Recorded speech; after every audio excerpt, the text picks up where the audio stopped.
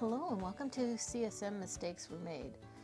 I'm going to try to show how I make this cool Christmas sock with two different yarns. I'm using an Aktiv product named Rudolph, and the number is 7582, and then another Aktiv product, and this is Wine.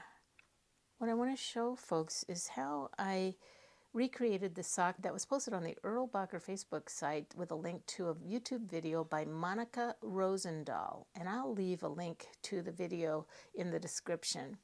And in that, she did a much more complex sock in a way. I was drawn to just this part of it because I knew I didn't want to make stripes because, of course, I already had self-striping yarn. So she took some solid color yarn and made some beautiful stripes and shows how she carries the colors.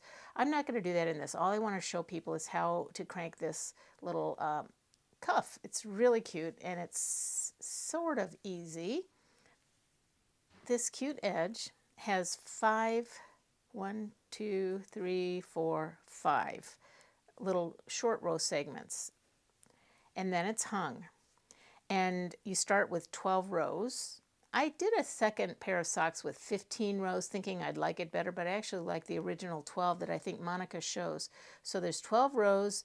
You start doing your little short rows 5 times. Her video was so fast, she sped it up. So I slowed it down and I was able to determine, I think she was using a 64 slot cylinder on hers. If you're doing 5 of these, 64 is not evenly divisible by 5. So I'm not entirely sure, but I think she did 4 little sections with 13 increases and decreases. And then she left 3 in the center. And you'll understand what I mean by center when I get started here. But the center of these is right here. And in the video, you can clearly see she leaves 3 in work. And then she must have had to do 1 of these with 12 needles and maybe had 2 in the center because she had an even number.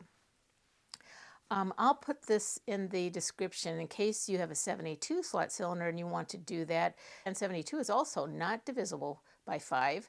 So I suspect you'd have to do 2 15 needle short row areas with 3 in the center because it's an odd number.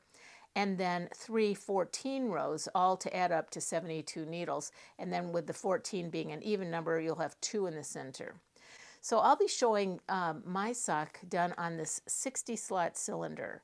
And that, of course, is easy because it's divisible by 5.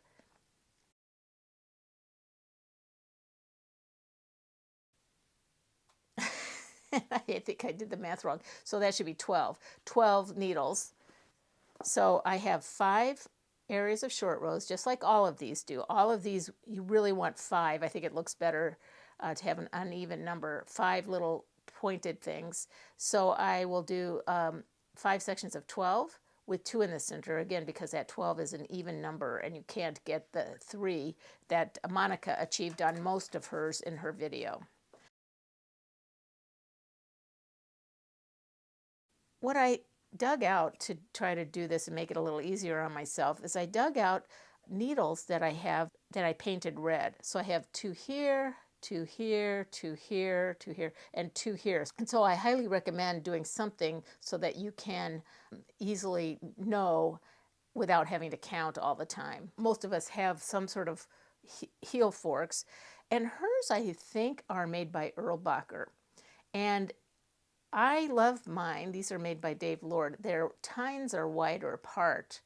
So what I've started to do on these is actually hang by 1 because you really want focal weight for the tip of the hung hem.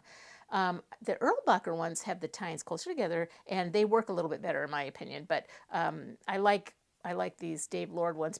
I think we're ready. We've got weights on hung. We've got the ravel cord hung. We will be using the heel spring, but I'm putting it on a very light pull.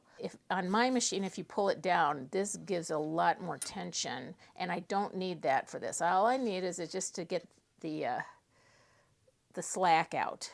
I'm going to start my counter over and I'm going to do 12 rows. First row goes easily, and the second row I bury this tail by putting it through the yarn carrier, and now I don't have to worry about it.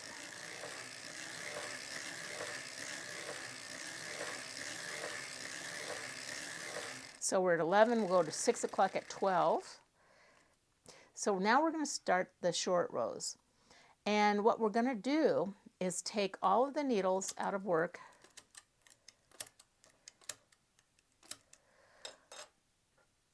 beyond this first field of 12. And then after we get the yarn carrier past this, we'll work on these needles too. So you can only go so far because the V-cam is in here. So the first thing to do is to leave the needles in work that you want to be in work, and then lift all of these out of work. Let's see, so here's one of my red painted ones. I'm going to lift the one just on the other side of that and get these ready so that I can build my short rows in here. I've got the heel spring on. I've gone beyond, so I'm going to lift the first needle out of work and crank a row. And what we do on the far side, we do on the near side in this case. Of course, when you're going around in a circle, all of those reference points kind of get messed up, but this is what we're doing. Here's the third on that side. Here's the third on this side. And I'm using my fingers to hold that down rather than get a heel fork going, but I think I'm going to have to get a heel fork. I can feel it's very slack. Okay, so I've got one of the points in, and then I need to, see, I've already raised that one. Come back, raise this one, and now we're ready to start our increases. That one perched, didn't it? Didn't want to go. So we're down to 2. And so we start with the increases, and I did notice that Monika likes to do hers with a wrap, and that is certainly one way to go. I think for the first 2, it might make a lot of sense to do it that way. But I do suicide type wrapping.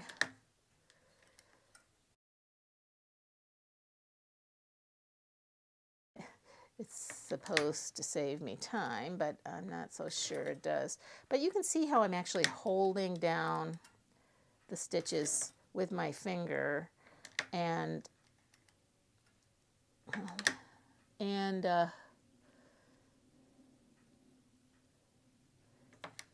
could do it however you need to do it. Make sure that those stitches knit, because they're funky little stitches. Okay, so we're gradually coming out to our little, this is the last one on the right that will lower.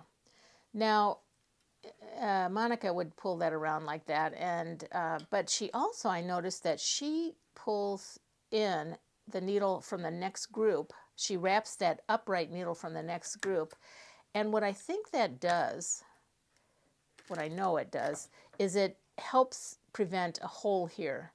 Now, the hole that it's preventing is really here, and it wouldn't really show, although I think mine, I didn't do that for this one, and you can see these stitches look a little stretched open here. I still think this is a fine looking sock, but I think Monika's extra touch about wrapping, in addition to getting the last needle wrapped the, what we would call the tall man, the one right on the other side, and this is part of the second group, so we'll deal with that later. So now we're going to lower the very last needle, and it's that red tipped one. It happens to be needle number 1 because I kind of start with that. All right, so all that's left to do is lower this last needle row on this side. So our first decrease is on that side. We'll crank all the way around. And now we have to raise these because they're finished. This set of 5 is finished. We have 4 more to go. So we started this one. We'll do the same thing. We'll raise a needle on this side, raise a needle on the other side to match it, and kind of go back and forth. The first few are super easy. And we just lift the needles, and I'm tempting fate a little bit. So I think what I'll do is pull my heel fork from that first one and put it in the second one. What I saw Monika do in hers is she just left them in, and I think she may have had 5 heel forks. I only have 4, so I don't think I need local weight anymore where this is. I'll add it back in when I do the 12 remaining rows before I hang the hem. I'll add some weights back in, but for now, while I'm doing these short rows here, I don't think I need weights on that side. I'm going to raise the needle here, raise a needle here. And we keep going back and forth. You can see they're riding up a little bit, so let's be a little careful. This is the last decrease. Now I put the needle down, and as I said, Monika wraps it. I use the needle to wrap it with a suicide, but this first few, I think it actually makes sense to maybe try to get fewer variables. Now, it gets more and more awkward using your hands to hold things down, so I'll show you what I do. Sometimes, now I'm going to lower that one, sometimes I'll just take some kind of point and pull while I'm cranking. And you kind of get creative with how you make sure those knit. Now I can see, maybe you also saw that this one didn't knit. Okay, that one did knit. Pull it down a little bit. So why that happened when I was actually pulling down, I'm not sure, but it's just the nature of the beast. Okay, so I'm on an increase, and we'll keep going here. It would help to have really good long nails, really good strong long fingernails, which I don't have, but okay, here's the last one here. I'm going to lower it, but I'm also going to, and I'm going to wrap it, but I'm going to wrap it really behind 2 needles, the lowered one and the tall man to this side. This one helps bring a loop around to sort of hide a gap. So I'm going to do that on the next to the last one, then I'm going to lower this one and then lower all of these to the for the next group of 12. So these will knit. I'll go all the way around here, and then I'll raise these. Okay. And now we'll take these out of work. These are done. And now we have a group of 12 with red tipped needles on either side. So let's raise a needle over here.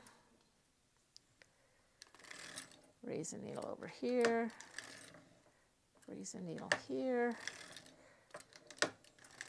You can get by with a few rows before you have to put this fork in. That one's raised already. Raise. As you can imagine, with more precision, in a way, precision tight heel forks, the Erlbacher models are a little bit more effective. These are spread out just a little bit more than I'd like for this purpose, but that's the only thing I would say ever detracting from the chambord ones, because they are ideal for me. They are just so good. What I think I needed to do is raise this last one, knit around, and then start my increases. Yes. Okay, so yeah, it's super easy to get off track when you're trying to teach. That's me anyway. So I lowered that one. I'm gonna, in this case, I was a little bit more successful in getting the single fork, the single tine to grasp, and I think that gives me a little bit better weight distribution if it's just hanging from a single one or two very close ones. Anyway, let's hope I'm doing it right. There, we're getting close to finishing. This one is the last one.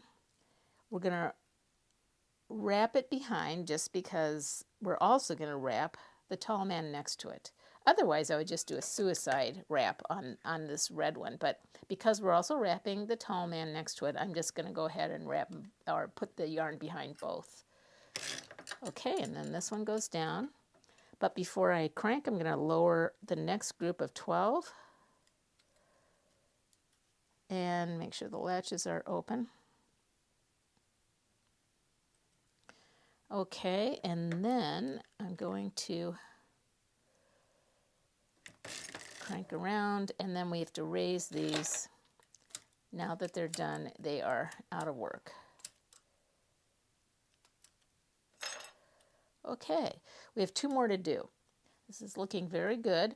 I'm going to raise this one. And when the short rows are right in front of you, I find it really easy to just hold the knitting down with my hands. But there are a variety of ways to get to the same end point. Okay.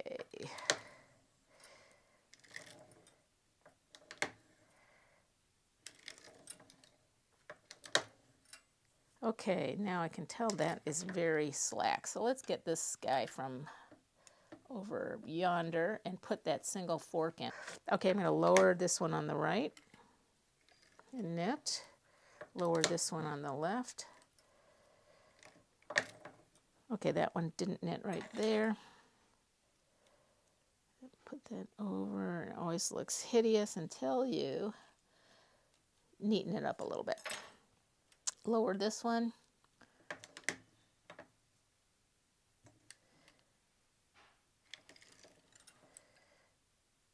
And then this one. Oh yeah, that one didn't knit either. I don't know if that was the same needle. Okay, cuten it up a little bit. This one.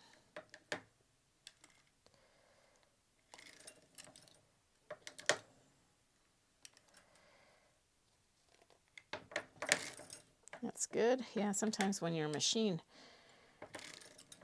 doesn't want to go, you worry that there's some problem, but it's working okay. Okay, so here's the tall man thing again. So this was the last one I would lower.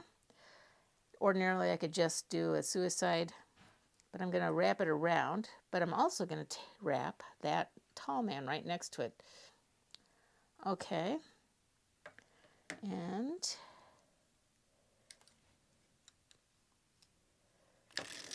that, and then we're going to lower this one, and then the last group of 12.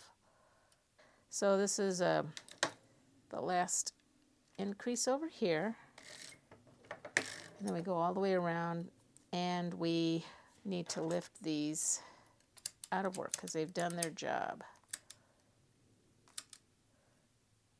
Raise this needle. And I think I'll put my heel fork in over here. Then we do our decreases.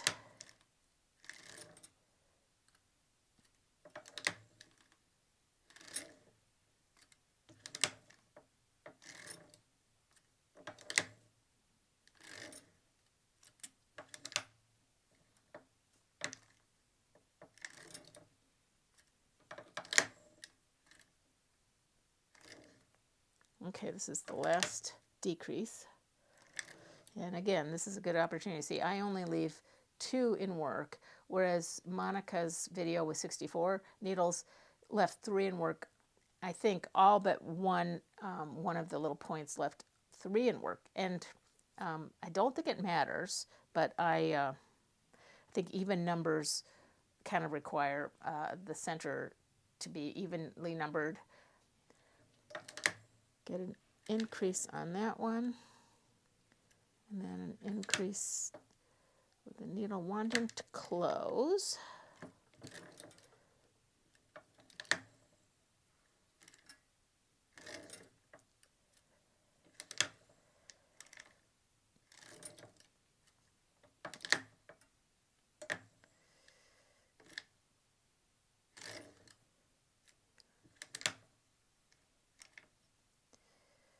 Okay, again, trying not to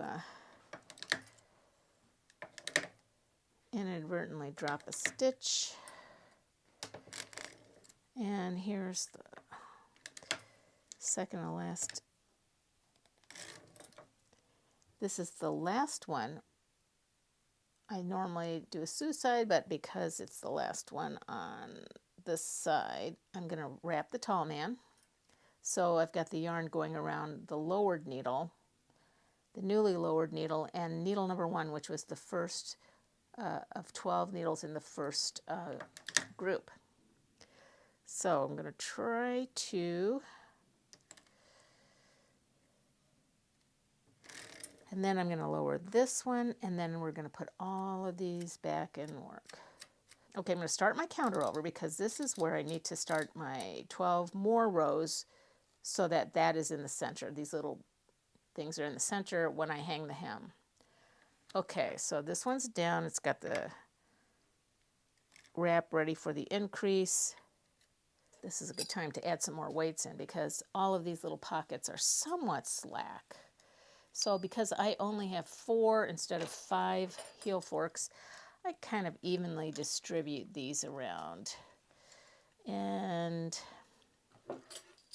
if you only have 3 heel forks, I think you can make it work, but I think in a perfect world, we'd have 5 heel forks for each of the little points. All right, we're good. That's starting over. I'm going to take the heel spring off.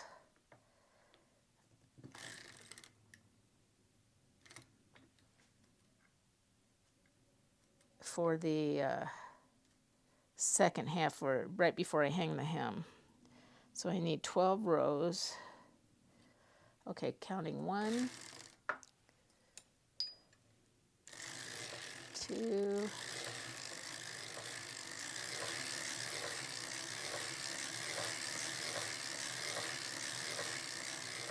12. Now we get as far as we can so that we can hang all of these.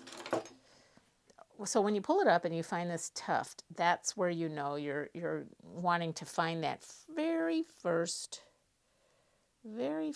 one.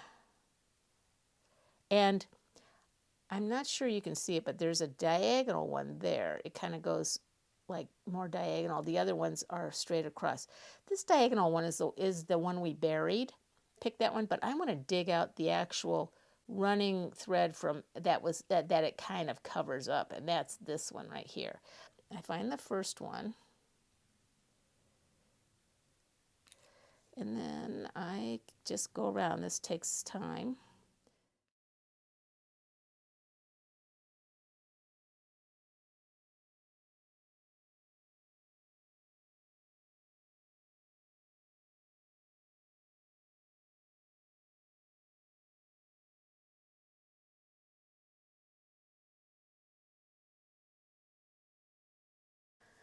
Here's the toe we just did, and the heel. So that'll be completed. And then here is the little cute hem pull. And I think this stuff is so great. It separates beautifully. But that is a really nice looking feature for Christmas socks. I think this is so wonderful, and I thank Monika Rosendahl for getting this to us, and I hope I've made her proud in reproducing it for you all. All right, thanks for watching.